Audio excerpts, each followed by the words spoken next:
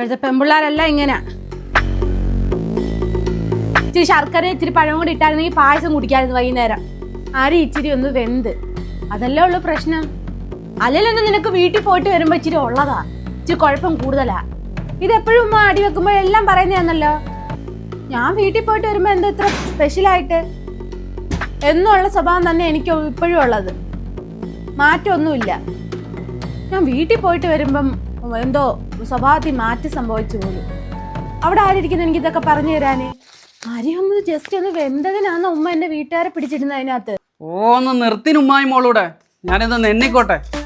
അത് ഇവരോട് പറ. ഇവരെ അവരെന്നൊക്കെ നിന്റെ ഉമ്മായപ്പോൾ വിളിടി. തള്ളേന്റെ ഉമ്മാക്ക് വിളിച്ചോണ്ടല്ലോ. ഏത് നേരത്താണോ ഇങ്ങോട്ട് ഓടി കയറാൻ തോന്നിയത്? ഇതിലും നല്ലതാ പോലീസുകാരെ വിളിച്ചെന്നെ കാണിച്ചു കൊടുക്കുന്നതായിരുന്നു. വേണ്ട പോലീസ്, നമ്മള് പറഞ്ഞതെല്ലാം കേട്ടു വേണമ്മ. എന്താ സാറേ, ഇവള് വീട്ടിൽ പോയിട്ട് വരുമ്പോ ഇവിടെ ഒരു സംഘർഷം ഉള്ളതാ? അതല്ലെന്ന്, ഒരു സ്ത്രീയുടെ ബാഗ് മോഷ്ടിച്ചോണ്ട് ഒരു കള്ളൻ ഇങ്ങോട്ട് വന്നതായിട്ട് കണ്ടു. ഇങ്ങോട്ട് വല്ല ഓടി കയറിയൊന്നും. ഇത് റിമോട്ടിന്റെ കംപ്ലൈന്റ് കേട്ടോ, ടിവിയുടെ. ഇവനാരാ? ഈ ബോർഡൊന്ന് അഴിച്ച് ചെക്ക് ചെയ്യണം. അതിന് ആര് വിളിച്ചു പറഞ്ഞേ? ടി വി കംപ്ലൈന്റ് ആണെന്ന് വിളിച്ചു പറഞ്ഞില്ലായിരുന്നോ? ടി വി ശരിയാക്കൽ കഴിഞ്ഞു. എന്നാ പോവാം.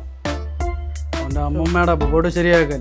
ഒരു കള്ളം വന്ന് വീട്ടിൽ കയറിയണൊക്കെ പോലും നമ്മള് കണ്ടില്ല. നമ്മുടെ വഴക്കിന്റെ ഒരു സ്പിരിറ്റ്